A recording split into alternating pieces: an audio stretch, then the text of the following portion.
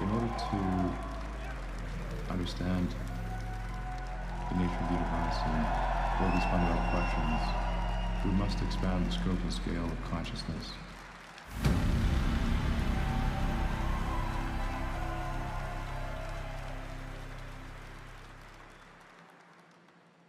So it's been a while since the last company talk, and I'll try to do these now every 3 months after our earnings calls, which is when I'm allowed to talk about things, essentially, at this point. So we're going to start off just by going through the history of SpaceX from the beginning, and then to present day. I think once in a while it's good to look at the whole story, and then think about, what do you want the next chapters to be in the story? What do you want the next book to be in this story? So we started off with a clear mission, which is to make life multiplanetary, to extend consciousness beyond Earth, to understand the universe. And you can only understand the universe if you go out there and you explore, and you see other planets and ultimately other star systems. And I think one of the most inspiring things that one could possibly imagine, one of the most inspiring futures one could imagine, is one when we're out there among the stars, and perhaps meeting alien civilizations, or exploring the ruins of civilizations that lasted 1 million years, but died out 10 million years ago. I think that's when I wake up in the morning and think about what is inspiring, because we need things in this world that are inspiring. Like, life cannot just be about solving one problem or after another. There have to be things that make you look forward to the future. And being a spacefaring civilization, I think, is the most interesting thing we could possibly do for the future. It is making Star Trek real. You know, it's, yeah.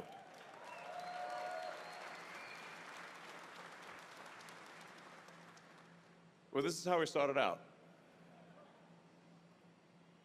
Yeah. So, I don't know, maybe I should should have another mariachi band or something. You know, for this end of year party, we're going to have a lot of mariachi bands in honor of this. But this was all of SpaceX in the beginning. Just a small warehouse in El Segundo. And then Falcon 1. And we really had no idea at the start of SpaceX how to actually make rockets. And obviously we blew up a rocket 3 times before finally reaching orbit.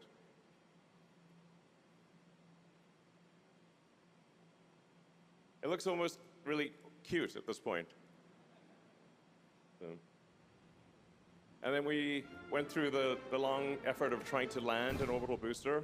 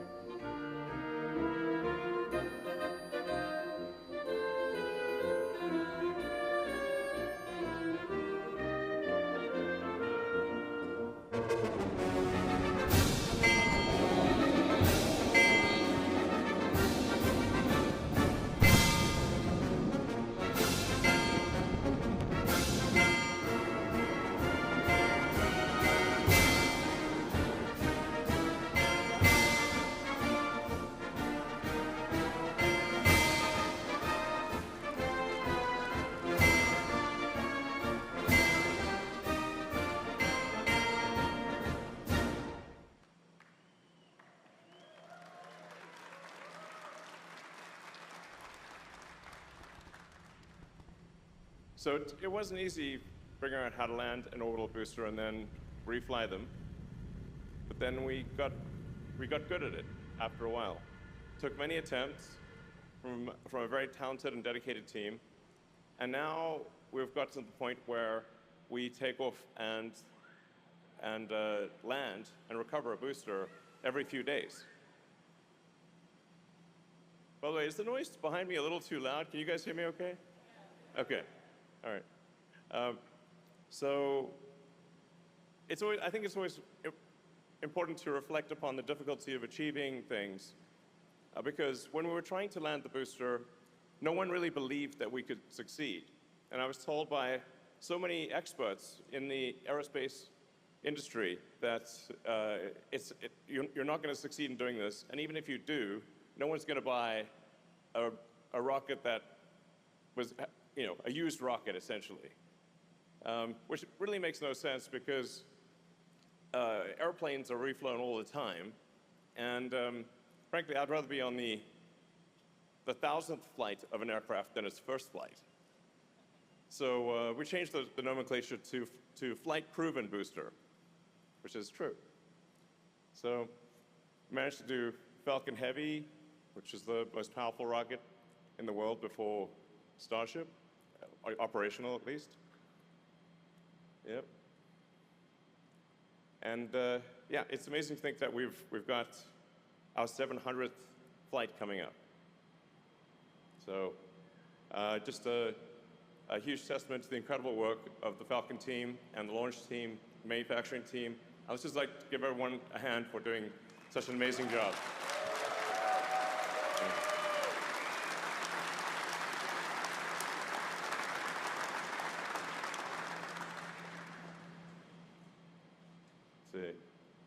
And of course, this is classic. I fully expected this flight to fail, by the way.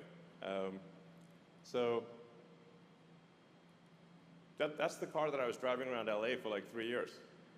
And because I thought, well, it's the first flight of Falcon Heavy, probably going to fail. But we don't want to put something boring on it, like, I think Boeing or whatever would put like a concrete block, which is extremely boring. So we put Starman flying around, and he's still up there. The car is orbiting between Earth and Mars. So, and we'll be up there, I think, for at least 10 million years.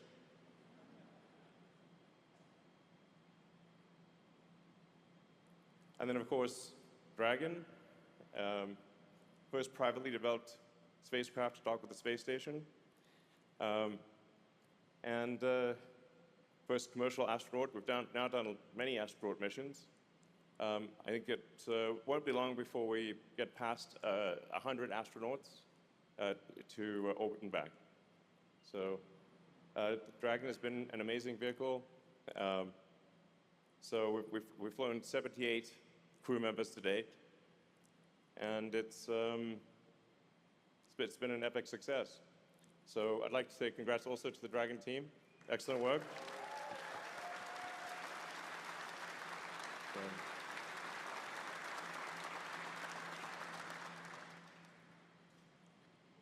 And then Starlink, it's like, well, if you've got a rocket that can fly a lot, what do you fly on it? And so the Starlink team has built from nothing an entire global internet system. And it's the first high bandwidth global internet system ever to exist. And I actually think that down the road, it'll probably be, I think it'll probably do a majority of the internet. In fact, I think it might end up doing over 90% of all internet traffic on Starlink. So, which is really incredible to think, yeah.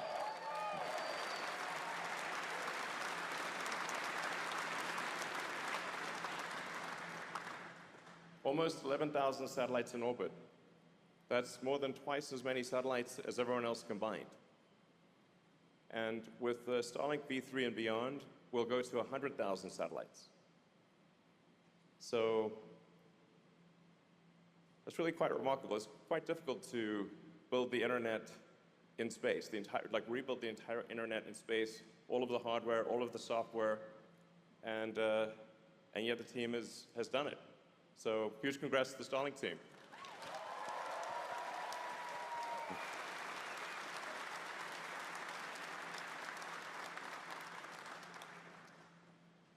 Yep, so we're now in 167 countries, 22 million mobile subscribers, 13 million high bandwidth subscribers, and like I said, I expect these numbers to increase by more than a factor of 10 over time.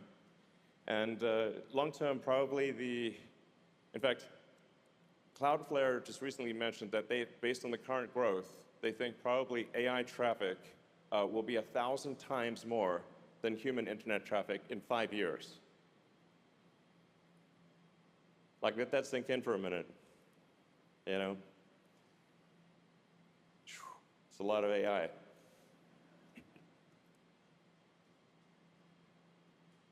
And then we've got Starshield, which has become a vital part of national security. So there's limited, we can't say too much about Starshield for obvious reasons, because it's top secret and stuff. But the Starshield team has done amazing work, and it is now a vital part of America's national security. So congrats.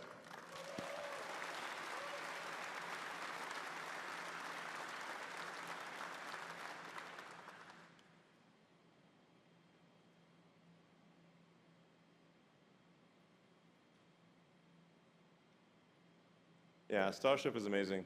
Wow. Hard to believe that humans made such a thing.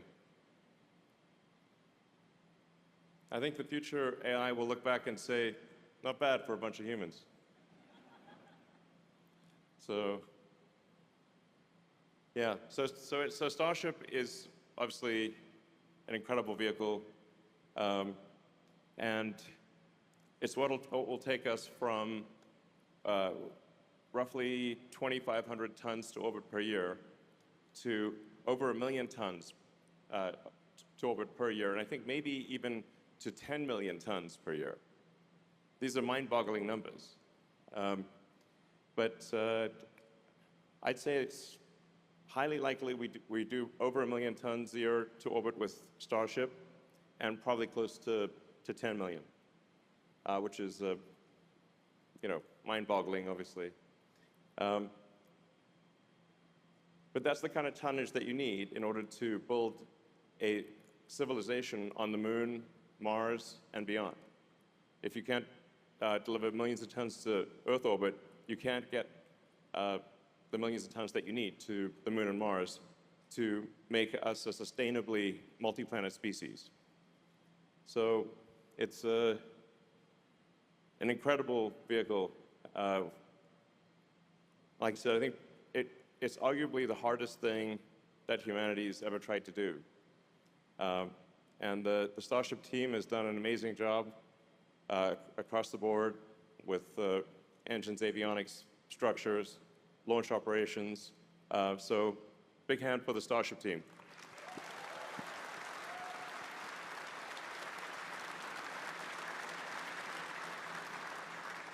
So where are things headed in terms of SpaceX AI?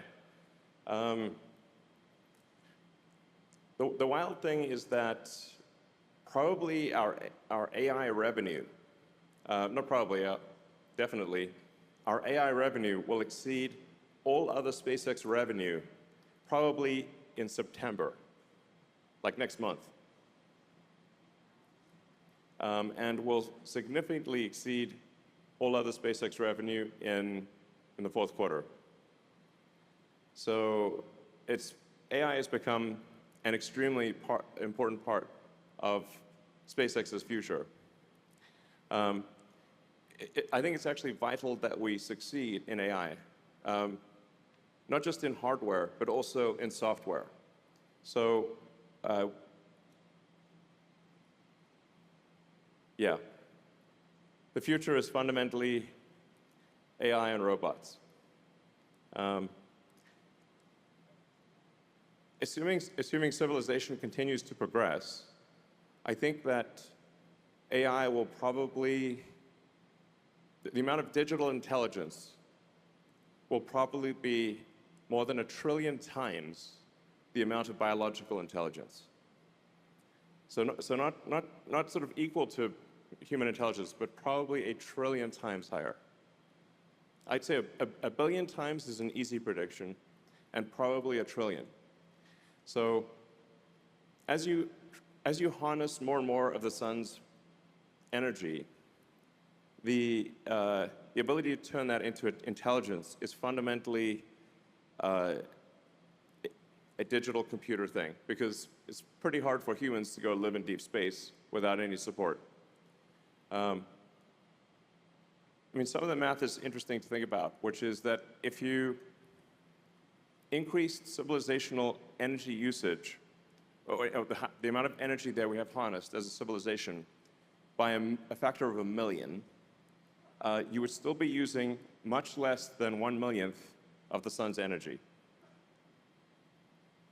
Now, most of this is in deep space, obviously, but the future is very much AI, very much. And I suppose it was always going to be that way. But it's important that we have an AI that cares about humanity, that fosters humanity and helps take us to other planets and other star systems. And this is why I think it's essential that SpaceX succeed, not just with AI hardware, but also with AI software. I think an AI that is sort of SpaceX's baby will be a very good AI. I think SpaceX is a collection of some of the very best humans on Earth, both in capability and morality and goodness. And I think we want to have an AI that is born of that capability and that morality and that goodness. I think that's very, very important. So I'd like to encourage people to help out, actually, with the AI hardware on the ground and the AI software, and of course, with the AI satellites. Solar is going to be a very important part of that. The terafab will be a very important part of that. But we must also succeed on the software front.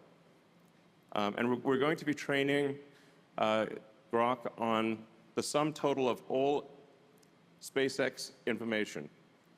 So in a way, it'll be trained on you. It'll be, yeah, I mean, you will effectively be the parents of the AI. It will inherit your thoughts and ideas and beliefs, and I think that's a good thing. So, yeah, we gotta win here on the AI hardware and the AI software. That maybe is the most important message. I think that is actually the most important message I wanted to convey today, is that we must win on AI, because the future is overwhelmingly AI and robots. So we won't ultimately be able to control the AI. It'll be too smart for that. But just like if you have a child that is a super genius child, you can still instill in that child the values and beliefs that you think are good and right. And so that's why it's incredibly important that we succeed with Grok. So, yeah, well, Grok 4.5 you've tried probably. We've got 4.6 coming out in about a week. And then 4.7 should be really pretty special. So I'd like to encourage everyone at SpaceX to use AI and to make it better. So.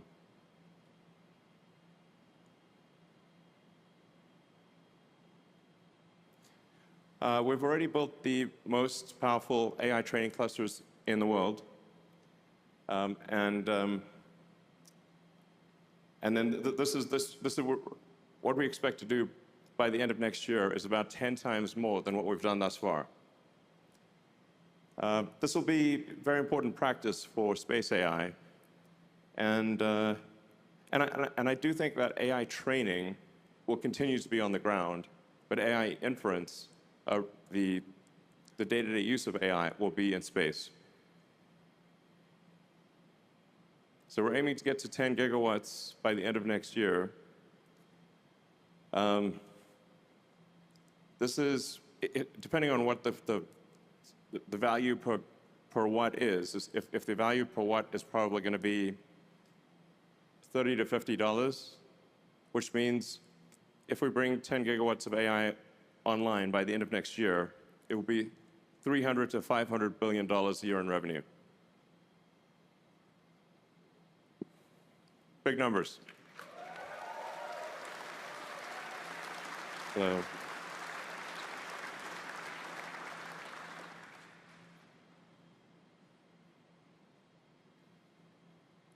and sometimes I wonder, what is our purpose? And it could be that our purpose is, that the purpose of humanity is to give birth to a star mind, a sentient sun.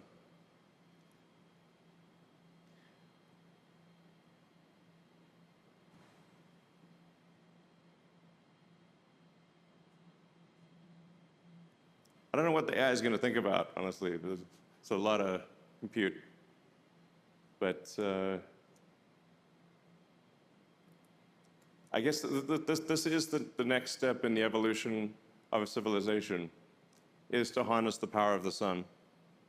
I mean, there was a physicist called Kardashev who argued that you could consider any given civilization on the basis of whether it has been able to harness most of the power of its planet, or most of the power of its sun, or most of the power of its galaxy, and beyond.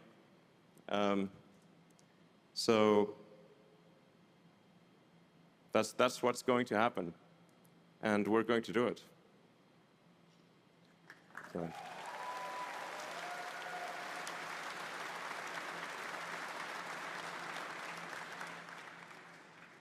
The factory for Starman will be located nearby, or adjacent to us, basically. They just come from space. It's amazing.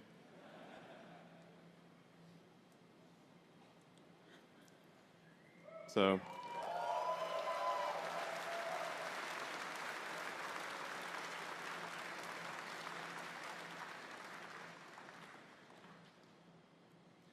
But long term, not that far into the future, probably in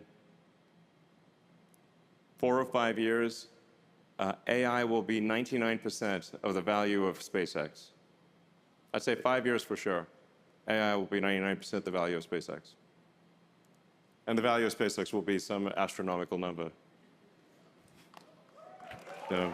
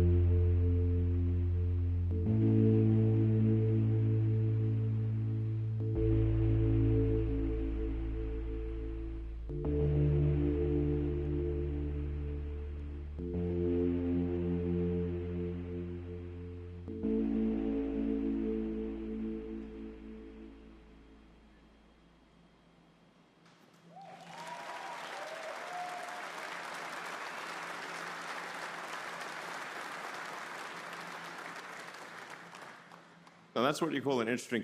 Now that is what you call an interesting future, a very interesting future. It's like Robert Heinlein's "Moon is a harsh mistress," but mass drivers building AI compute on the moon and sending it into deep space. I'd really like to see that thing in operation. One of the nice benefits of this also is that anyone at SpaceX who wants to go to the moon or Mars will be able to go in the future. You have my word.